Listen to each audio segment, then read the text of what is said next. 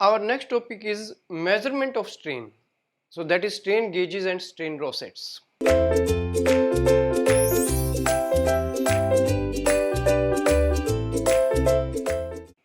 In fact, we cannot measure the stress. First we have to measure the strain and then we have to measure the stresses. So this topic is regarding the measurement of strain, right?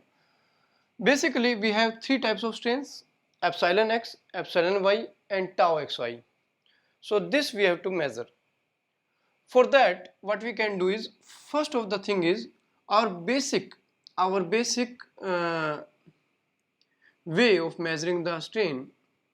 You have also done in your labs that we have some original length, say LO. This is our original length, and some force is applied, and due to these forces some deformation in this length. So there is some deformation in this length,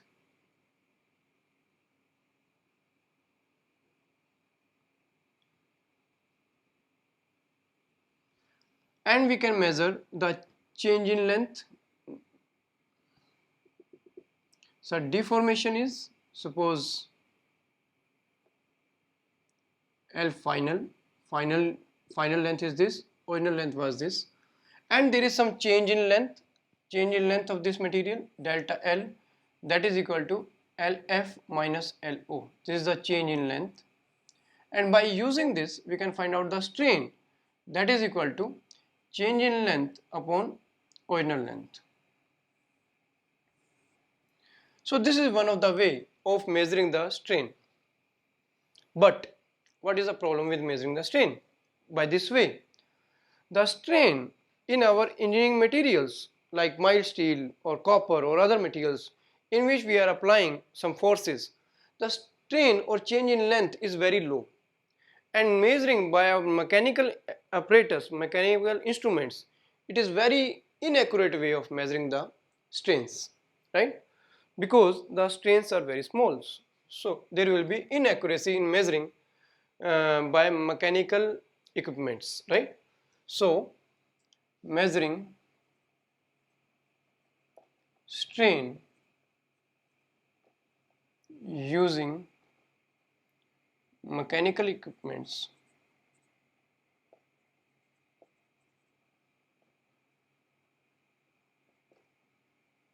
will give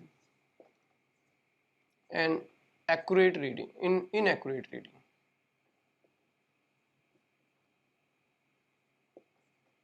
Inaccurate reading.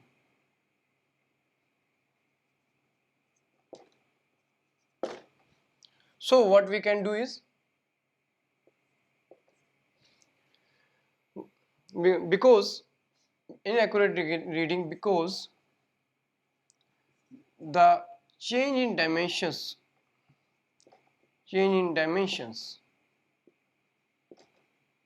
are very small, because the change in dimensions are very small, so it will not be good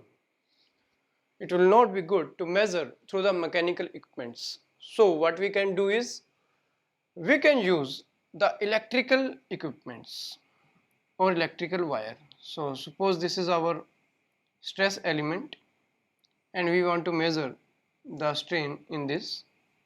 So what we can do is, we can use a wire, and these wires, some electric current are producing in this wire. These are connected to some battery source or anything else, and when there is change in wire, then in wire there is change in dia and length of the, when there is change in dimensions of this our workpiece, when there is change in dimensions of the workpiece, there is change in dimensions of this wire, and when there is change in dimensions of the wire, we know that resistance of the wire is given by rho L upon A, and there is, due to the change in dimensions, there is change in length and change in dia of this wire, due to which there is change in resistance, and this change in resistance can be measured. So when we measure the change in resistance, that can be converted to the strain of this material, right? So these are called strain gauges. So these are called strain gauges. Every type of measurement is strain gauges, but when we are using electrical equipments, these are the best way of measuring the strain gauges. So it measures the change in resistance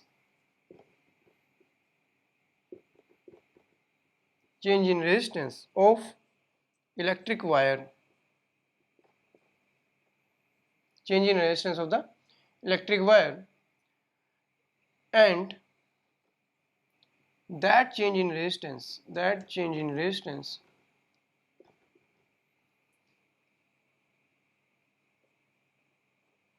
is converted to the strain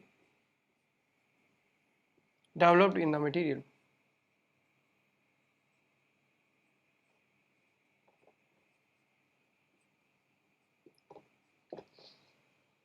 So this change in resistance converted the change in strain into the material. It means by measuring the change in resistance, we can measure the change in the strain of the material, or change in length per unit length of the material. So these are the strain gauges which are widely used for measurement of strains, right?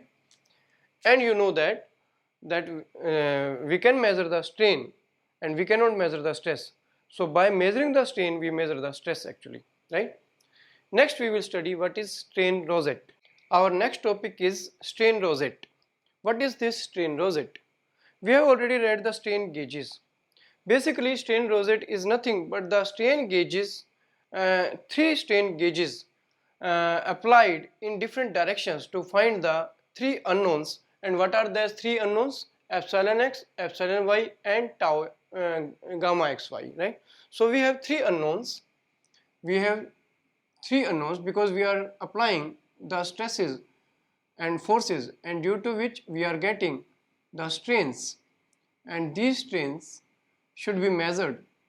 So we want to measure this epsilon x, epsilon y, epsilon x, we want to measure this epsilon y, and also our aim is to measure this gamma xy.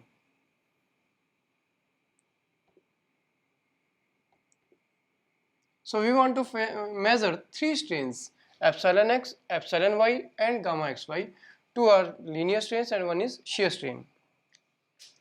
So to measure this, we have a set of three strain gauges which is called strain rosettes, right? So what we can do is we can put three strain gauges in three different directions, like one in this direction, second in this direction, and third in this direction, right? So we have three strain gauges in different directions. So here one strain gauge is applied and the direction is known. Suppose this is one, and it will measure only strain in one direction only, right? So suppose it is measuring epsilon 1. There is another strain gauge, suppose in this direction, and this is measuring the second strain, say epsilon 2, and there is one more strain in this direction, and this is measuring epsilon 3, and the angles are also known. This is theta 1, this is theta 2, and this is theta 3. So three directions are there and three strain gauges are there at an angle theta 1, theta 2, and theta 3 with the horizontal. And our aim is to find out epsilon x, epsilon y, and tau xy. What we can do is, if we want to calculate three strains, the three equations are required, right? So one equation will give one strain, will give the one equation, and then second, and then third, and then we can find out the total unknowns epsilon x, epsilon y, and tau xy. So what we can do is, epsilon n is the normal strain which is measured by this strain one number. This is number 1, this is number 2, and this is number 3. So number 1 is measuring the epsilon 1, and that should be equal to the applied strains. In terms of applied strains, epsilon x epsilon y by 2 minus epsilon x minus epsilon y by 2 cos 2 theta 1, theta is known now, plus gamma xy by 2 which is unknown, sin 2 theta 1 which is known. Epsilon 2 will be given by epsilon x plus epsilon y by 2 minus epsilon x minus epsilon y by 2 cos 2 theta 2 plus gamma xy upon 2 sin 2 theta 2. This is the second strain, and third strain will be equal to epsilon x plus epsilon y by 2 minus epsilon x minus epsilon y by 2 cos 2 theta 3 plus gamma xy by 2 sin 2 theta 3. So solving equation 1, equation 2 and equation 3, we can find out the unknowns epsilon x, epsilon y and gamma xy.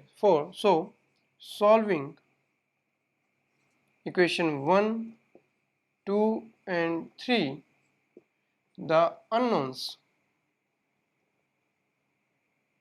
epsilon x, epsilon y and gamma xy can be. So this is the way to measure epsilon x, epsilon y and gamma xy using strain rosette, right? So what is basically strain rosette?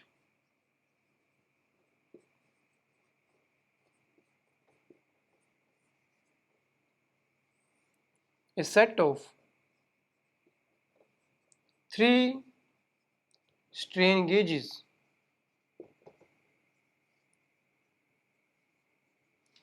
to measure the strains in x and y direction and also the shear strain. So this is the strain rosette, the concept of strain rosette. Next, in the continuation of strain rosette, there is another type of strain rosette, that is 45 degree strain rosette. 45 degree strain rosette. What is that 45 degree strain rosette? In this case, we are finding directly the two strains epsilon x and epsilon y, and we have third strain gauge at the 45 degree angle of the x-axis, 45 degree of the angle of one of the strain. Say this is one strain gauge, this is one strain gauge, and it is measuring directly the epsilon x. Another strain gauge is measuring directly the epsilon y. Now they are measuring directly epsilon y, and third strain gauge is required to measure tau xy, used for tau xy, which is placed at 45 degree. So say this is epsilon 45. So we have 3 strain gauges, and this is a set of 3 strain gauges is a rosette.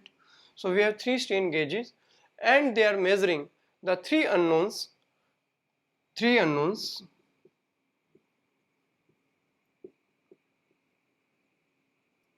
These are epsilon x, epsilon y and gamma xy, right? So epsilon x and epsilon y will be directly, here we are measuring directly, measured using strain gauges, using 2 strain gauges,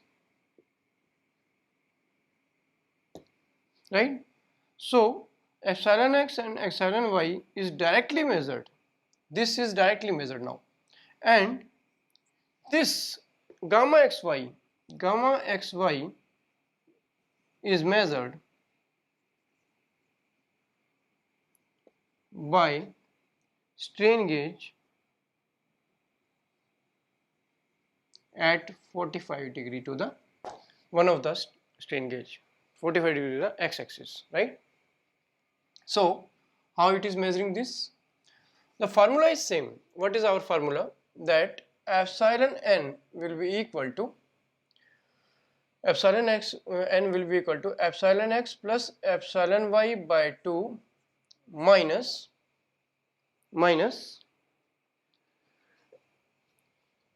epsilon x minus epsilon y by 2 cos 2 theta and minus tau, sorry, here gamma xy by 2, gamma xy by 2 sin 2 theta. So we can write epsilon 45 will be equal to epsilon x plus epsilon y by 2, which is known, minus epsilon x minus epsilon y by 2 cos 2 theta. This at cos 2 theta, so it is cos 90 minus gamma xy by 2 sin 90, right? Cos 90 is 0, sin 90 is 1, so you will get epsilon 45 degree, which is known to us, will be equal to epsilon x by 2 plus epsilon y by 2 minus gamma xy by 2, right? So from this equation we can find out gamma xy as, you can take it on this side, you will find out that gamma xy will be equal to epsilon x plus epsilon y minus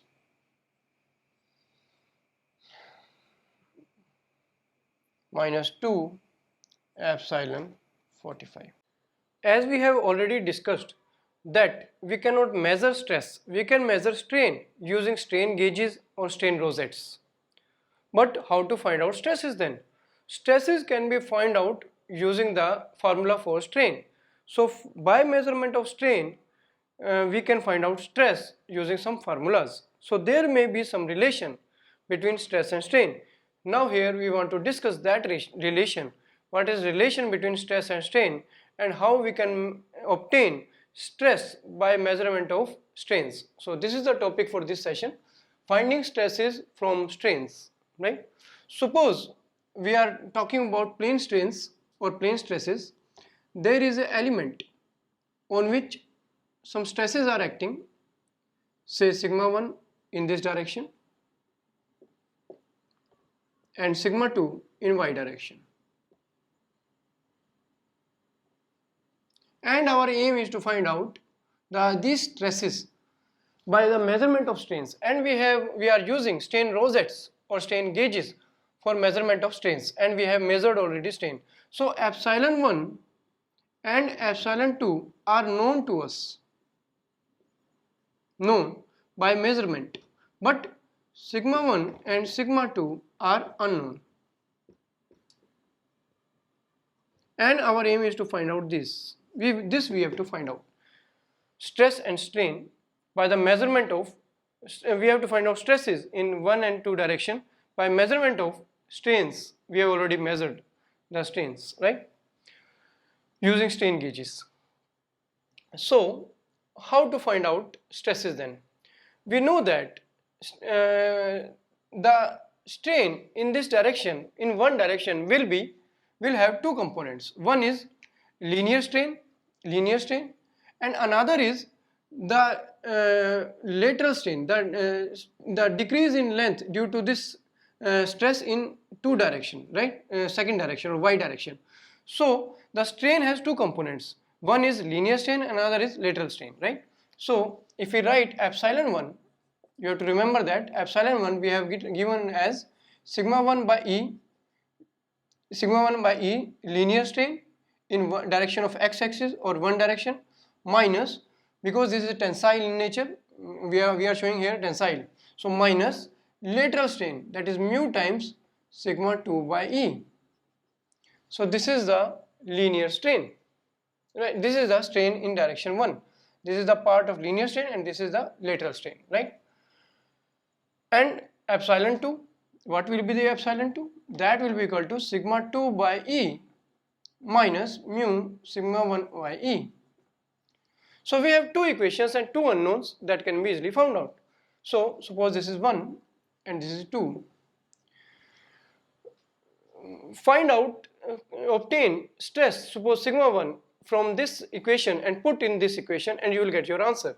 So find out stress from 1. So from 1 find sigma 1. So what is sigma 1 then? So we can obtain sigma 1 here. So we can write sigma 1 by E will be equal to, take this side, lateral strain on this side, mu sigma 2 by E. So this will further can be simplified, that sigma 1 will be equal to epsilon 1 E plus mu sigma 2. This is one more equation we have obtained. This is suppose equation number 3. So we have obtained sigma 1. Now we can put the value of sigma 1 in this equation, equation number 2, and we will get our answer. The sigma 2 will be the unknown. So we will be having then only one unknown. So put sigma 1 from 3, which we have obtained in 3, you have to put in 2. So put here. So you will get epsilon 2 will be equal to sigma 2 by E minus mu by E sigma 1. And what is sigma 1?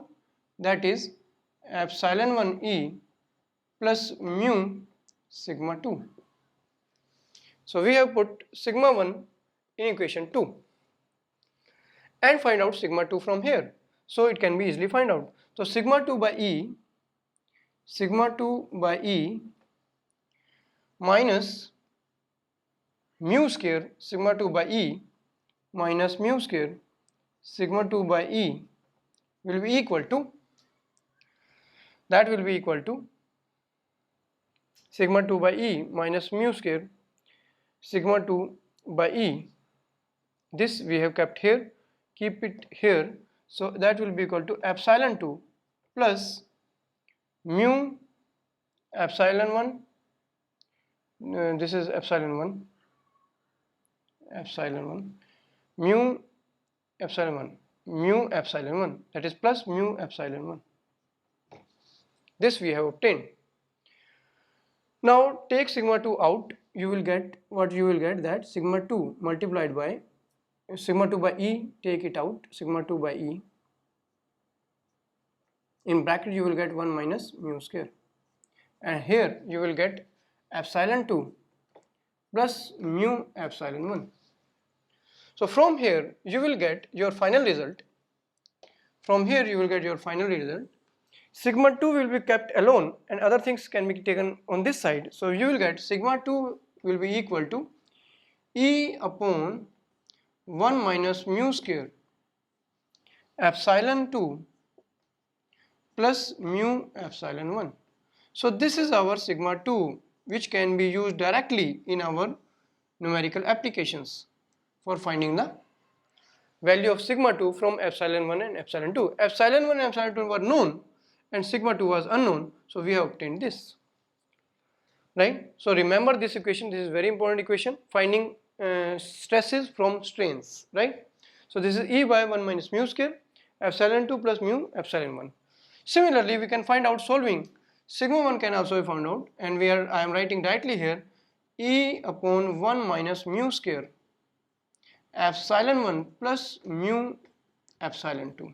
So this is the value of stress 1, sigma 1. So remember these two equations and you will get your stresses from strains.